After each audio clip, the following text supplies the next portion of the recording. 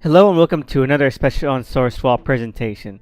To round off our month of spooky themed videos, we're going to be taking a look at a show very near and dear to my heart, and that is the underrated masterpiece known as Be Cool, Scooby-Doo. A show that has undergone a mild reappraisal, but still doesn't seem to have gotten much of a second life yet. So I'm here to try and explain my reasons for why Be Cool, Scooby-Doo, you know, the one that gets compared to Family Guy all the time, is one of the best incarnations of the show. But before we get into the nitty-gritty of all that, we should probably set the stage here. Part 1. Bad first impressions. Now anyone who has followed Scooby shows probably remembers the first announcement that they made. A small press release that showed off a little bit of character arc and described the basic premise. And you know, it was not good at all. Thanks to the designs looking very generic while in a static format, as well as the description of the show using popular buzzwords like hipster, it kind of set everything off on the wrong foot. It really played into the hands of those who didn't have high expectations for it anyway. It looked less like a Scooby show and more like a generic wacky comedy.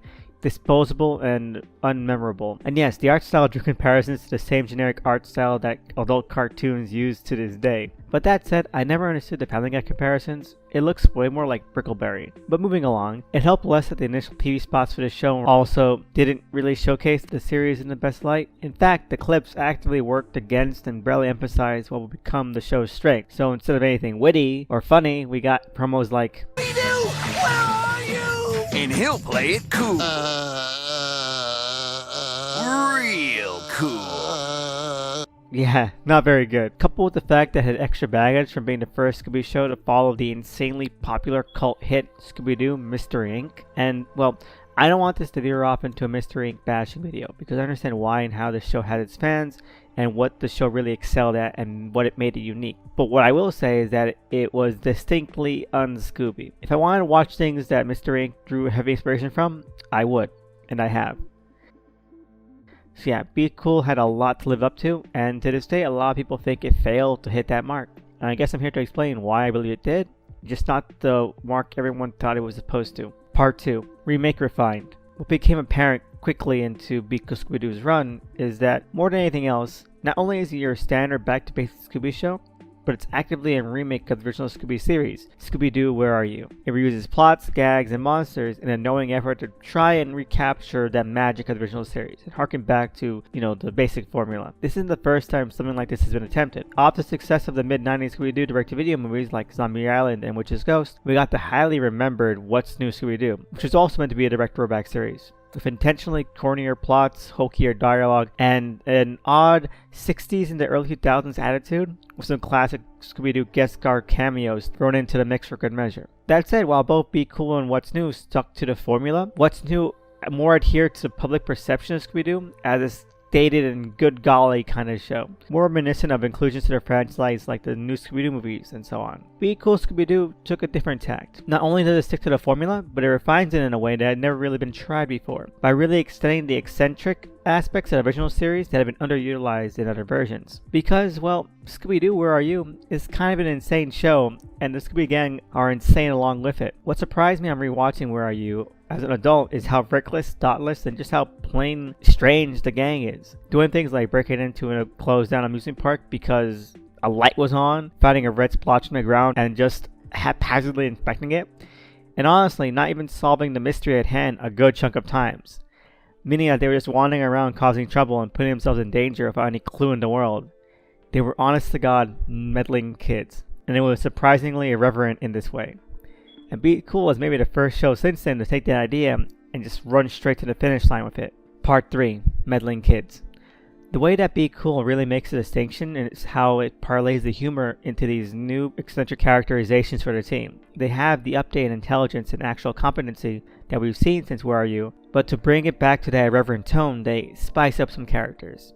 Part 3A. Fred Jones. Fred is probably the character that has the most held over in terms of characterization from Mr. Inc., but with some slight tinkering that I think makes the comedy all the more effective. Like in Mr. Inc., Fred has this crippling, overly focused mindset that leads him down some buffoonish paths. But rather than his focus being set on the idea of traps, it is instead directed toward the art of mystery solving as a whole, with him having developed a sort of Sherlock Holmesian set of rules and deduction guidelines. It's basically the same gag, but now it feels more directly tied to the show's concept of there being mysteries and things to actually solve. The whole trap session could have been in any kind of show and not made any difference. One thing that does set Fred Jones apart and makes this incarnation distinct is that he's almost consistently the straight man. The straight man to who? Part 3B, Daphne Blake. Daphne is probably the most changed character in the entire show, taking what is usually a pretty standard role and morphing her into the show's most overt attempt at having a comic relief character. She forms the gimmick of the episode archetype, where each episode has her take on a new persona, interest, hobby, or goal that is at times baffling or at odds with the others. Most of the time, Fred. Thanks to Grey Griffin's incredible comedic timing and charm, this actually ends up working really well. It's a stark change to be sure, but it adds just the right amount of unconventional nuttiness that, again, is reminiscent of Where Are You at its most odd. Everything you said, every single part of it, you got wrong! Yeah, you would have gotten away with it if it wasn't for us meddling, blah, blah, blah. Plus, her and Fred's dynamic, other than the straight man dynamic of the classic comedy duo I mentioned, is pretty sincere, with their emotional bond never truly infringed or weakened by these new exaggerated qualities. They stay pretty sweet. Part 3C. The rest. I'm only lumping the rest of the characters together because they're pretty much the only ones that stay the same. Shaggy and Scooby having the same lovable oafish dynamic as they've ever had, with the only notable difference being that this is probably the most anthropomorphized Scooby has ever been, regularly dressing up and having little of his trademark speech pattern. But it does allow Frank Welker the chance to truly embody and flesh out the personality of the character than he's ever been able to. This ghost is waiting to do this to us! Why? Why, Fred? Why? Velma is an odd and often touchy subject. Kate Micucci joined the regular stable of Scooby voice actors with Be Cool, replacing longtime performer and fan favorite Midney Cohn. And honestly, I'm of two minds about it.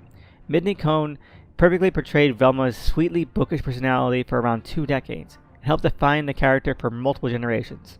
However, with Be Cool, and its more sardonic and irony-laden humor, I think Micucci nails the version of Velma they were going for, her being equal amounts witty and incisive, but never far above being the butt of the joke or punchline. However, it doesn't help that later appearances of Micucci's Velma in the franchise would be written more condescendingly, which not even Cohn's was prone to outside of the rare direct-to-video, so it didn't help ingratiate her to fans. Overall though, the gang is great and as lively as it's ever been, each playing off wonderfully in new ways and old. Part 4. What does the show bring to the table story-wise? Honestly, for the most part, not a lot. Which isn't a bad thing because this is a very episodic series that runs the usual gamut of Scooby hoaxes and schemes, and it's very effective at it. Even going beyond the characters, the show excels at making the aforementioned ineptitude shown in some classic Where Are You episodes an integral part of a few plots. I got promoted after you caught the broccoli monster. I literally only handcuffed him and took him away, and boom, detective. So undeserved. Showcasing an ability to go beyond the standard while staying true to the spirit of things. That said, even though the show isn't as outright experimental as it could have been, it still does a few things that I'm shocked haven't been done in Scooby-Doo yet. Like, this is the first time a Christmas Carol parody Scooby-Doo has ever been done. It took almost 50 years, but they finally did it. Yes, well, there's Tiny Tim, he's my youngest, Massive Tim, Fairly Large Tim, the twins, Medium Tim, and also Medium Tim, and Greg. The show does try its hand at a more serious, serialized myth arc near the end of Season 2 that really attempts to tie together a few random plot beats from the entire 2 seasons into a big payoff. I won't spoil what it is, but it honestly really works, and it was able to pull it off without having to infringe on a formula for entire episodes. Part 5. And so I think the show is pretty awesome. It's able to touch upon a lot of what made other notable Scooby incarnations work, and put their own spin on them, making it feel like an all-encompassing distillation of the brand that never feels messy or overstuffed. A perfect mix of what modern cartoons can bring and the old school attitude that spawned the franchise in the first place. And honestly, weirdly enough, in a case of history repeating, much like how Where Are You would only span 2 official seasons, we're not talking about the fake 3rd season, and be replaced by the first guest star-centric Scooby show, that same thing happened to Be Cool.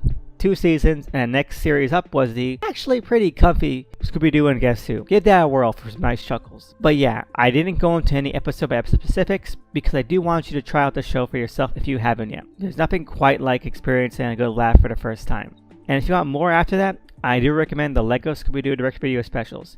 Even though they don't have quite the same team behind them, they have a shocking amount of the same style of humor, and I really enjoy them. Overall though, you can find Be Cool Scooby-Doo on the Boomerang streaming app or on HBO Max. I highly recommend it, and any way you can find it, I'm sure you're going to have a good time. Anyway, that's it for this week. Thank you so much for following me through these Halloween themed uploads, and I hope you have a great holiday season and that you find something nice, spooky, scary, and fun to do. Like, subscribe, and leave a comment below on what you think about Be Cool Scooby-Doo, if you've seen it, if you're going to see it, or you're just in general Scooby thoughts. Have a great one, and see you again next time.